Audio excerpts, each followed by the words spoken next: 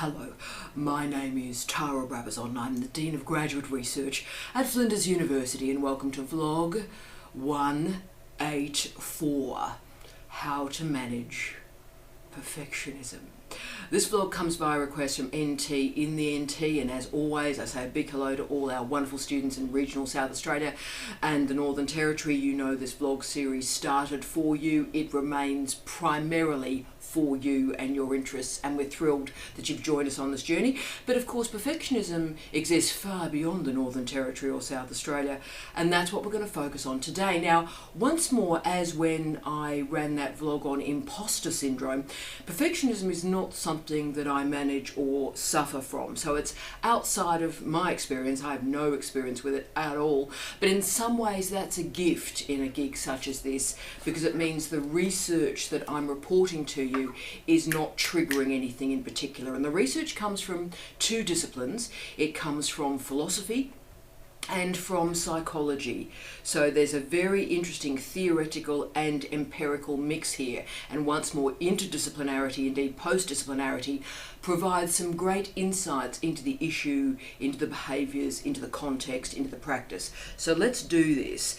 The literature on perfectionism shows that it is increasing in our culture, and that is both inside and outside of higher degree programs. The desire to reach the unreachable, that's often one of the definitions of perfectionism. What's happening is you construct an expectation of yourself that is impossible.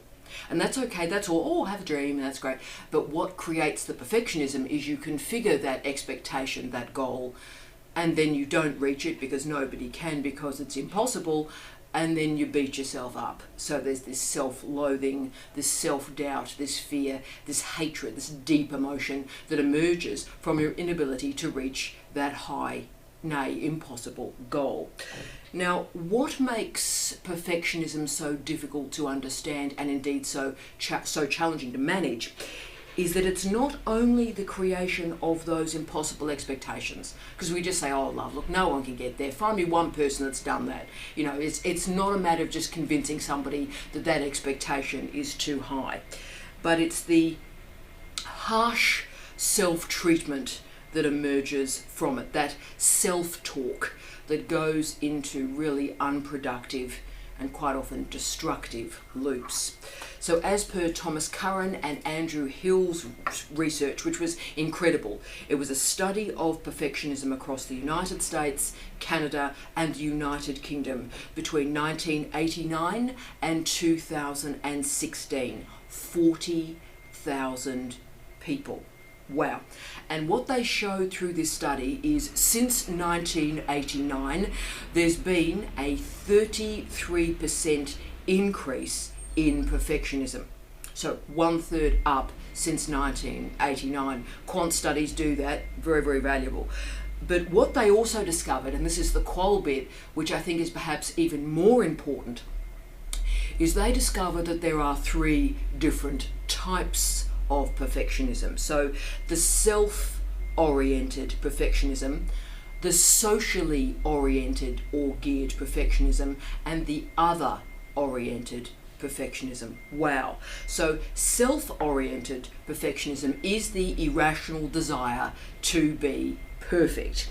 And what that does is that creates these unrealistic expectations and results in people being highly critical of themselves, right? That's mostly what we think of as perfectionism. But there are two other types now.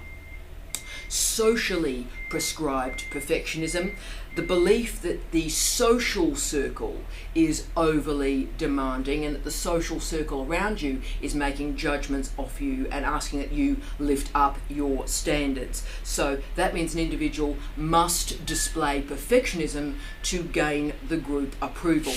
I often refer to this as sort of like the 12 or 13-year-old girl syndrome. So it's like endlessly 12 and 13-year-old girls. And I'm sure it exists for boys as well in different manifestations, but endlessly judging themselves by what these other girls in the group think of them. Yep. So socially prescribed or oriented perfectionism. And the last one is the other oriented perfectionism. And don't worry, there's no post-colonial theory about to come in here. Other oriented perfectionism. So those who construct unrealistic expectations of those around them and then serve to judge them, ridicule them, right? So hashtag no judgment. So it's often seen to be quite a characteristic of social media. So in the other oriented perfectionism, you push other people down, and by doing that, it lifts you up.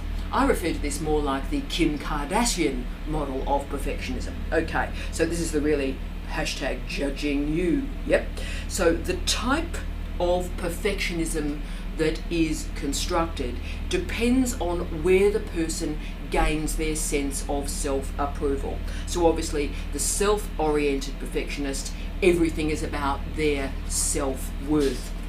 Socially prescribed perfectionists gain their self-worth, you've guessed it, from the approval of others. And this other oriented perfectionism feels self-worth when others admire and respect them after they've pushed the people around them down. Now, from this research, perfectionism is created through genetic factors, so the famous twin studies, so that's been done, and yes, perfectionism, genetic, thanks for playing, but also, of course, it's configured through social processes. So family structures, relationships, primary socialization also creates, you've guessed it, perfectionism. So once more, we can blame our mothers. Only joking, hashtag only joking. But what I find fascinating in the research I've done is through all of these variables, gender is not a mitigating category. Because we often think, oh look, maybe one of those elements is more configured through women or men. Actually, no. All three exist in men and women. They are not gendered. So gender is a redundant variable in this discussion.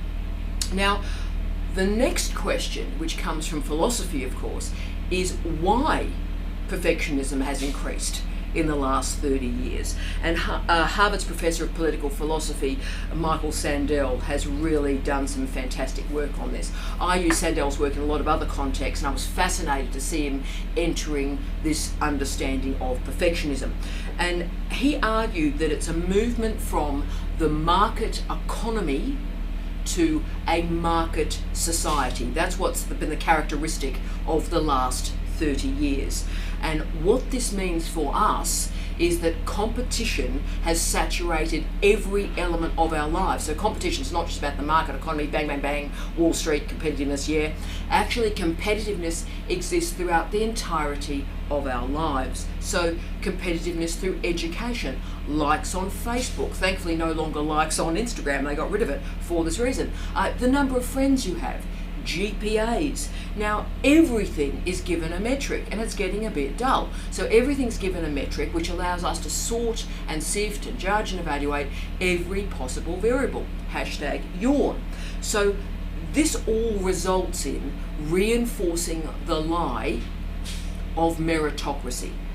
Now, meritocracy is a nonsensical ideology. This ideology is the harder you work, supposedly, the more success you will have. The harder you work, the more likely you are to be successful. So if we all just work hard enough, we'll be successful. So therefore, by this model, you can see what's happening. If you don't work hard enough and you fail, it is your fault. So for perfectionists, you can see where we're going here. They've created this impossible ideal, and they don't make it.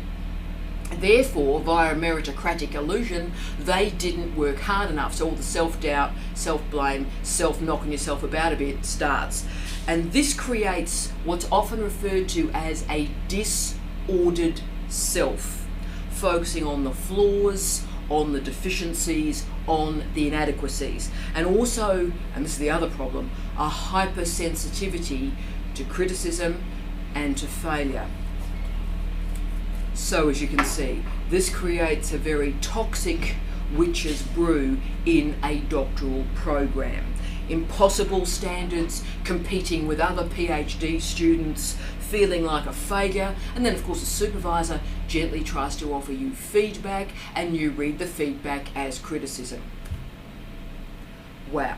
So in a PhD, you are never, ever, ever going to present the perfect research project. You're never, ever, ever going to present the perfect candidature. As I always say, it's the worst research project you'll ever do, not your best.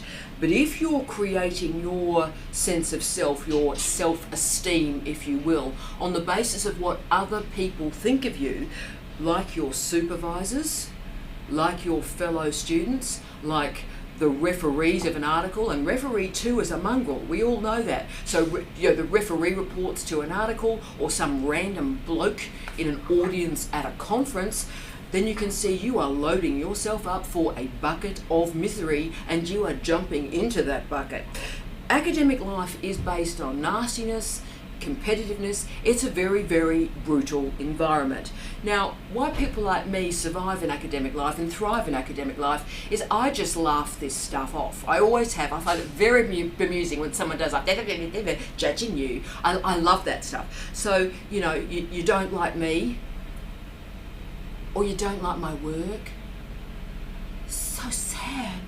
So sad. And what's your name again? So if you're relying on other people's versions and views of yourself to create your sense of self, then you are heading into troubled waters. Okay, now this is serious. This is very, very serious, because what occurs when perfectionism creates that disordered self is it results in shame and guilt, always great, but then anxiety and depression, and yes, you've guessed it, one of the issues that emerges through suicide is perfectionism. So this is incredibly serious and it is incredibly worrying. And when I'm often asked why mental health concerns appear to suddenly have emerged in PhD programs, you can see a lot of the arguments in the research from what I'm discussing today. So this perfectionism stuff, you can see all the proxies for the increase in mental health concerns in doctoral programs. So you can see why we're doing this vlog today, and I'm being as gentle as I can with you because I'm aware this is a huge problem. But therefore, as I often do, I ask all of us to intervene together. What can we do, all of us, as a community of scholars, to manage and try and help people working through this perfectionism issue? What can we do to help and support? Okay, well, the first thing I need to say is if I've just described you in the last 5 minutes, hi, go and see a mental health professional. All sorts of very significant talk therapies are available, very short-term talk therapies, to do that intervention, create that wedge and enable you to move beyond this. So please, please, please seek a mental health professional. If you're reading tendencies of this in yourself, or you think you could go there, then I'm going to finish off the vlog with just 5 maxims, if you will, 5 slogans that I use in my daily life to manage the tumbling reality of international higher education. And these are strategies I use. Maybe they will help you. Maybe one will just provide that intervention or something for you to think about. So my first mantra is, failure is a gift. Failure is a gift. Now, I know in a meritocratic vibe that, failure is seen absolutely beyond the pale. You can't ever acknowledge it. Oh my goodness me, failure. But I see failure not as a weakness. I see it as a gift, because what failure does is it allows you to improve. It's like a pilot study in life, if you will. So you try something, you try a job, you try and do that, and it's a hashtag epic fail. Boom. Well, that's great. So as long as you take that fail and go, oh, gee, I'll learn from that, and do learn from it. What went wrong? That's great. Yep. I won't do that again. That pilot study has helped me. I'll now move in a different direction. So failure is a gift. 2, don't compete with others. Don't compete with others. Again, I know this seems antithetical in our ruthless, nasty, pretty disgraceful times. I get that. But I often think one of the reasons that I have such a great life, I have a lot of laughter, I laugh a lot of joy in my life, a lot of gifts in my life. It's a great life. It is a great life. I think one of the reasons I feel that way is I don't compete with anyone. I'm not remotely interested in what other people are doing. I wish them well, but as I always say, success is not a finite resource. Lots of people can be successful, so wish them well. But what this means is I do my stuff, my teaching, my research, my management, my leadership, on my own terms. I'm not hugely interested what other people think of my hair, or my clothes, or my car, or my house, or my research. Because I follow my own drummer. Indeed, I am my own drummer. And I dance to my own rhythm. And in that way, you stop the competition. 3, show some compassion to yourself. Now, life is hard. And as you can see, I'm showing compassion to myself. I've got a cold at the moment, so I'm hanging in there. I'm doing this for you. So show some compassion to yourself. Life is hard. Life is even harder when you're in a PhD program. So be kind to yourself. So say you had a dreadful day, or a dreadful week, or a truly dreadful month, or indeed one of those years. Now say something truly embarrassing happened to you during the day, like something really like, oh my Lord, no. So something really embarrassing happened to you. Well, come home and sit in your equivalent of a beanbag, and you've all seen my beanbag at home. Come home, sit in your equivalent of the beanbag and have a bit of a blush, have a bit of a swear, have a bit of a shake your head. I often sort of get rid of my anger by sort of random vowels. And that helps me a lot. So just get rid of it. And look, know one profound truth in life, that after a truly dreadful day, the one thing you can guarantee is tomorrow will be better. 4, create meaningful goals, and lots of them.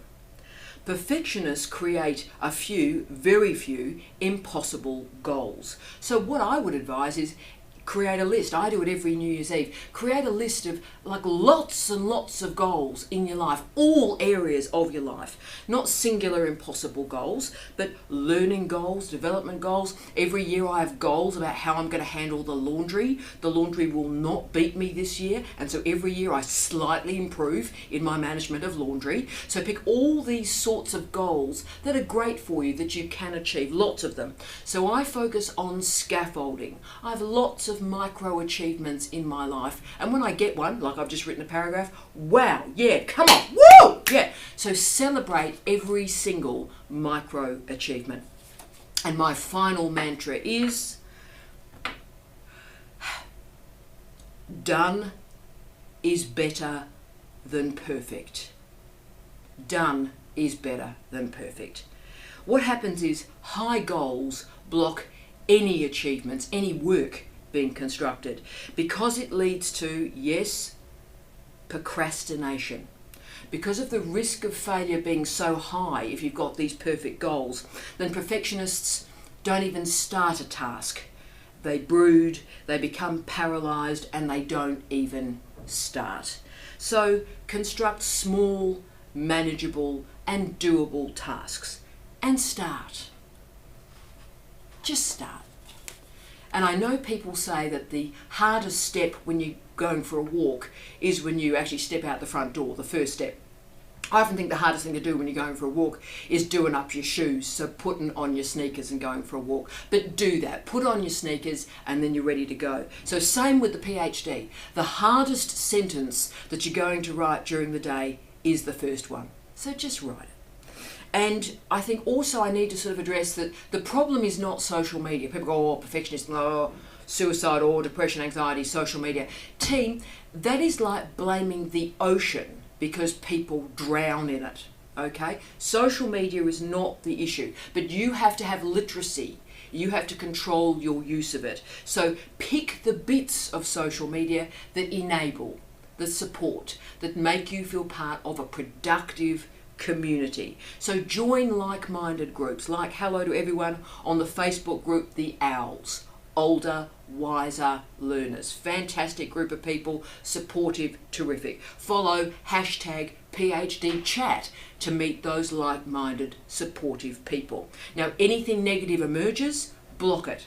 Without a hesitation. If anyone does anything bonkers with you or anything rude, just block, block, block, block. Don't hesitate, block.